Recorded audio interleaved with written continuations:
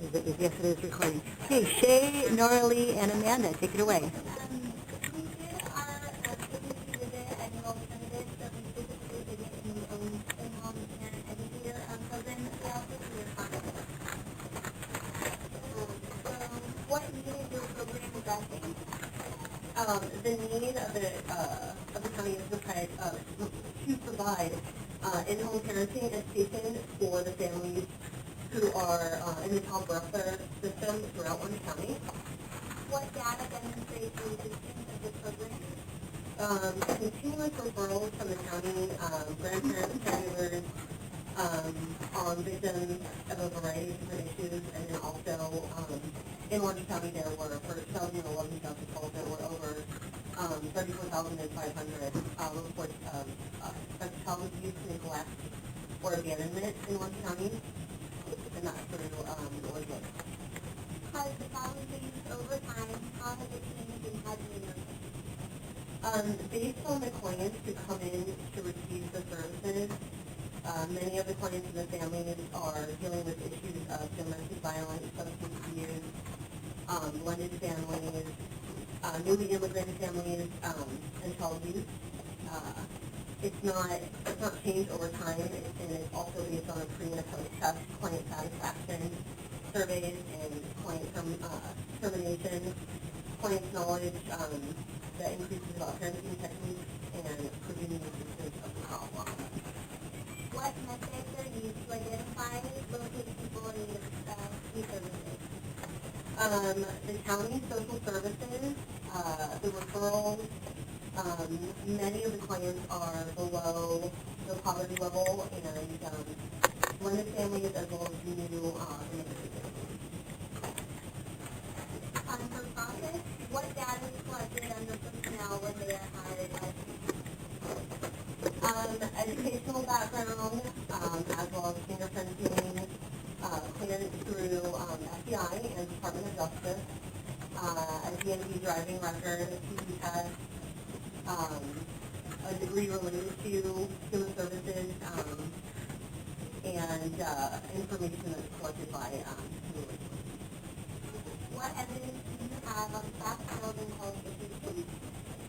Bachelor's degree, that's in related skills and services, of psychology or sociology. What information is collected on your volunteers? How often is this data collected and how is this data managed? You basically, you fill out an application, and then see a resume. Volunteer must be provided in each program. Each program determines how many volunteers are needed, and that, depending upon the event, they must be enrolled in school and not allowed to have contact with clients, as well as no real qualifications needed, and this data isn't managed very often. What training do staff and volunteers receive from the agency? How often? How is it assessed? Staff training, driver's training, trauma-informed care training.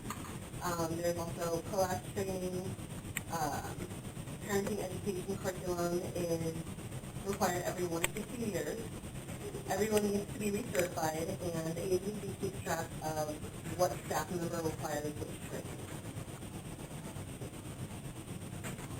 Oh, sorry. And the volunteers actually have no training, although they are shadowed.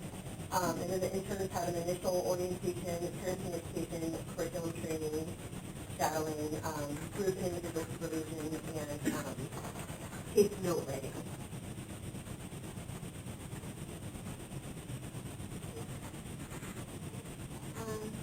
How do you monitor staff performance? Reviews are done once a year. Pay increase is based on merit. Review is solely focused on employee strengths, weaknesses, and think what needs work. How do you know that the appropriate clients are receiving the services? The agency will only see clients that are referred from Orange County services, organizations in the county. So you're specifically referred for services. What data indicates that the activities the agency is reportedly doing are actually being conducted by your staff and are being done at the level and duration specified in the proposal weeks long for clients, and there's an assessment treatment plan, and the staff will follow the ATP, and there is an actual curriculum that is on the evidence-based model. There's case notes, termination reports, and all sessions and are documented and contacted the social worker. Okay, and now for the outcomes. What client outcomes do you measure, how often, and what instrument methods do you use? Based on client termination surveys, pre and post test, client motivation, what I say, referrals, attendance, through referrals that keep coming in, the client satisfaction survey, the good rapport with the social worker from county client terminations, which is done one time per client, the pre and post test done twice at first intake and then again at last session, and the client satisfaction, which is done after session 3 or 4. What data do you use to evaluate your program's overall effectiveness? Quality control monitors program and 2 audits every year, about every 6 months, county audits, and used to evaluate the program's overall effectiveness.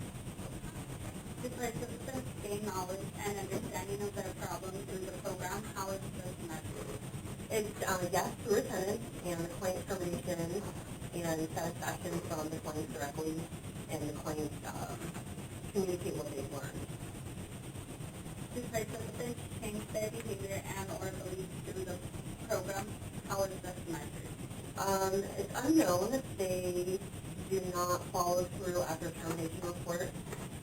It's sometimes testify in court about the clients we had, and the social worker can refer a client a year after, but it doesn't happen very often. And to efficiency, what methods do you use to determine whether your program operations are cost effective compared to similar programs? The call reimbursement system is what they consider effective. They reimburse for service mileage, family support for dinners, donations, and office supplies.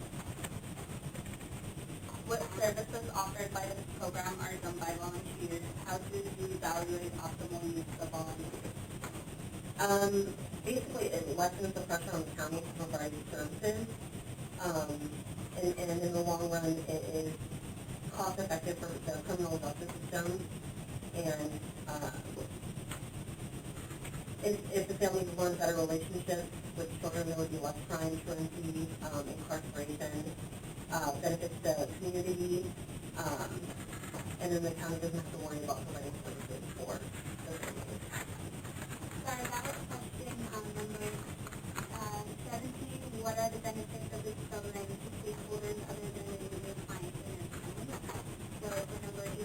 What services offered by this program are done by volunteers? How do you evaluate optimal volunteers? That would be number 18, volunteers. Okay, and these are events, holiday parties, arts and crafts, and then the interns have the same as staff after training for the fun experience. And how do you evaluate the overall cost efficiency of your program?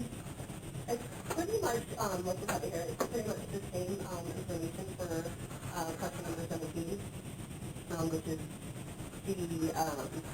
the long run is cost effective for the criminal justice system, and then less crime, truancy, incarceration.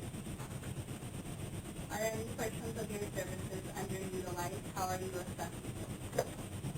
Sometimes referrals, and during the intake, we assess needs to clients and links to clients to resources.